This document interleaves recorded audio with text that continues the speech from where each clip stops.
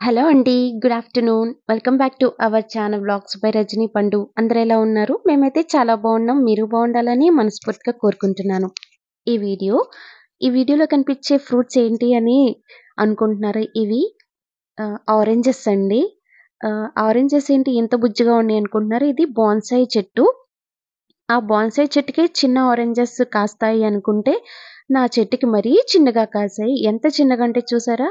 ఎగ్జాక్ట్‌గా అంగుళం కాయలే ఉన్నాయి. ఇందులో లోపల పలుపు కొంచెం ఉంది. కాకపోతే నేను ఓపెన్ చేయడానికి చాలా కష్టపడ్డాను. తోలంత మందంగా ఉందనమాట.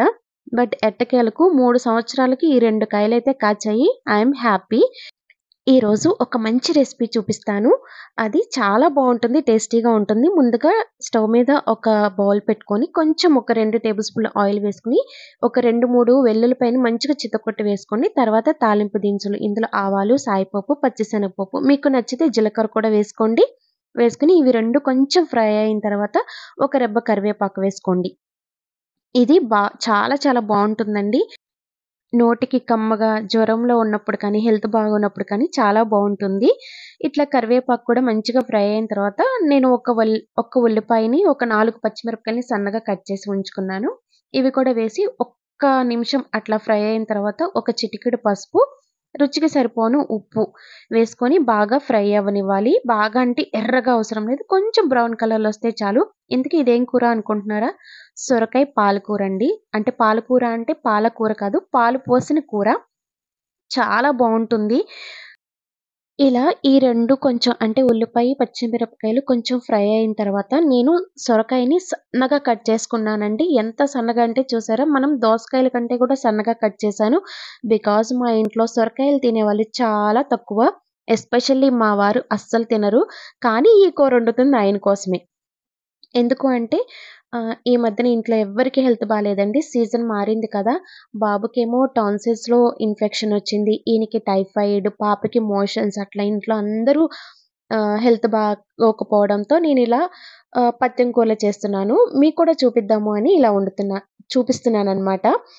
ఇట్లా బాగా మీడియం సైజులో సొరకాయని కూడా వేసుకున్న తర్వాత మీడియం ఫ్లేమ్‌లో పెట్టుకొని ఫ్లేమ్‌ని మంచిగా మగ్గపెట్టుకోవాలండి. నీరు బాగా ఇంకిపోతుంది. ఇట్లా నీరంతా ఇంకిపోయిన తర్వాత ముందుగా మనం కాచి చల్లార్చి పెట్టుకున్న పాలనైతే వేసుకోవాలి. మనకి క్వాంటిటీ తెలుస్తుంది. తిప్పుతూ ఉంటే ఎంత క్వాంటిటీ అయితే సరిపోతుంది అనేది. ఇందులో మీరు గమనించారో లేదో నేను కారం ఎక్కడా యూజ్ చేయలేదండి. మనం వేసిన పచ్చిమిరపకాయల ఘాటే కరెక్ట్‌గా సరిపోతుంది మనకి. మీరు ఘాటు తినేవాళ్ళైతే ఇంకొక పచ్చిమిరపకాయ ఎక్స్‌ట్రా వేసుకోండి. అంతేగాని కారం వేసుకోవద్దు. ఈ కూర ఫ్లేవర్ అంతా పోతుంది కారం వేస్తే. మీరొక్కసారి ఇలా ట్రై చేయండి. ఈ పాలు కొంచెం అంటే సాంతం పాలు కూరలో పోస్తే ఇరిగిపోతాయి. కానీ మనం కంప్లీట్‌గా లో ఫ్లేమ్ పెట్టుకొని ఒక 2 నిమిషాలు తిప్పితే ఇట్లా జస్ట్ అట్లా విరిగినట్టు కనిపిస్తుంది. ఇంక స్టవ్ ఆఫ్ చేసుకోవడం అంతే. వేడి వేడి అన్నంలో వేసుకొని తింటే ఎంత కమ్మగా ఉంటుందో. ఈ జ్వరాలప్పుడు నోరు చప్పపడిపోతుంది కదా! ఇలాంటి కర్రీస్ చాలా బావుంటాయి. అండ్ ఇప్పుడు సీజన్ మారుతుంది కదా! అందరూ హెల్త్ అయితే చాలా జాగ్రత్తగా చూసుకోండి. కాచి చల్లార్చిన నీళ్లు తప్పకుండా తాగండి. వీలైతే గోరువెచ్చటి నీళ్లు తాగండి. నాకైతే గోరువెచ్చటి నీళ్లు అస్సలు పడవు. వామిటింగ్స్ అయిపోతాయి. అందుకే నేను కాచి చల్లార్చినయి లేదా అసలు కంప్లీట్‌గా కోల్డ్ వాటర్ అంటే రాగి బిందెలో వాటరే తాగుతాను. మా ఇంట్లో వాళ్ళకి మాత్రం ఖచ్చితంగా కాచి చల్లార్చిన నీళ్ళే ఇస్తాను. ఇట్లా ఇంకా ఆ రోజు వేడి వేడి అన్నంలో పాలేసి అదే పాలకూర, సొరకాయ కూర వేసి మా వారికైతే తినిపించాను. హ్యాపీగా తిన్నారు.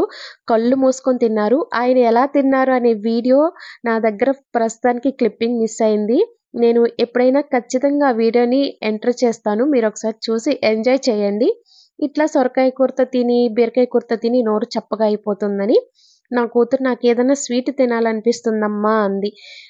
తనకి బాగా ఇష్టం రవ్వ కేసరి. ఇంకా సరే ఇంట్లోనే చేసింది కదా! పర్వాలేదు తినిపించొచ్చు. అంటే అప్పటికి తనకి మోషన్స్ తగ్గినాయి. కొంచెం వీక్‌గా ఉండటంతో స్కూలుకి పంపించట్లేదు. ఇంట్లోనే ఉన్నారు. ఒక 2 డేస్ అయిందనమాట అంతే. ఈ వీడియో ఎడిట్ చేసేటప్పటికి నేనైతే ఒక కడాయిలో 2 టేబుల్ స్పూన్ నెయ్యి వేసుకొని జీడిపప్పుల్ని కొంచెం దోరగా వేయించి పక్కన పెట్టుకున్నాను. అదే కడాయిలో హాఫ్ కప్పు అంటే నేను ఏ బౌల్‌తో ఏసానో అదే బౌల్‌తో హాఫ్ రవ్వ మాత్రమే వేసుకొని మంచిగా ఫ్రై చేసుకోవాలి. మనం ఫ్రై చేస్తుంటే స్మెల్ మనకి తెలుస్తుంది రవ్వ వేగింది లేనిది అనేది. ఇది కంప్లీట్‌గా లో ఫ్లేమ్‌లో మాత్రమే పెట్టుకొని ఫ్రై చేయాలి. ఇట్లా రవ్వ ఫ్రై చేసుకొని పక్కన పెట్టేసుకోవాలి. ఇది చాలా సింపుల్ రెసిపీ అండి. మీరొకసారి ట్రై చేయండి. ట్రై చేసి ఎలా వచ్చిందనేది నాకు కామెంట్ సెక్షన్‌లో చెప్పండి. ఇట్లా రవ్వ వేగుతున్నప్పుడు నేను పక్క స్టవ్ మీద వాటర్‌ని బాయిల్ చేసుకుంటున్నాను. ఎందుకు అంటే ఇప్పుడు ఈ బాయిల్డ్ వాటర్‌ని ఈ రవ్వలో యాడ్ చేసుకుంటాము. ఇలా చేసుకోవడం వల్ల మనకి రవ్వ కేసరి ఎక్కడ ఆహ్, సుద్దలు కట్టకుండా వస్తుందనమాట. ఇట్లా కాచిన అంటే వేడి వేడి నీళ్ళని స్టవ్ కంప్లీట్‌గా లోలో పెట్టేసి, మనం ఈ వాటర్‌నైతే యాడ్ చేయాలి. హైలో పెడితే నీళ్లు పొంగిపోతాయి.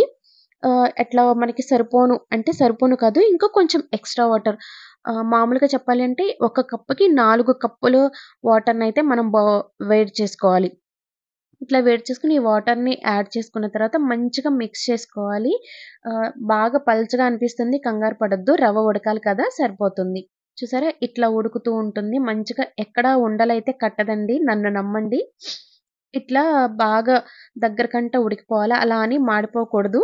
తిప్పుకుంటూ ఉండాలి. దగ్గరకంట ఉడికిపోయిన తర్వాత షుగర్‌ని యాడ్ చేసుకోవాలి.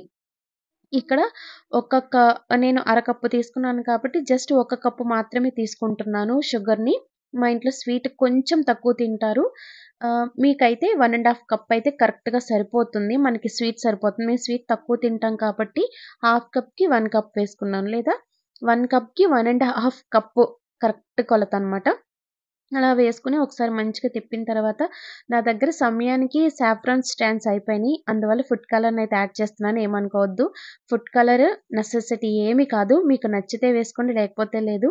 నేను కొంచెం కలర్‌ఫుల్‌గా ఉండటానికి ఫుడ్ కలర్ మిఠాయి రంగునైతే యాడ్ చేస్తున్నాను.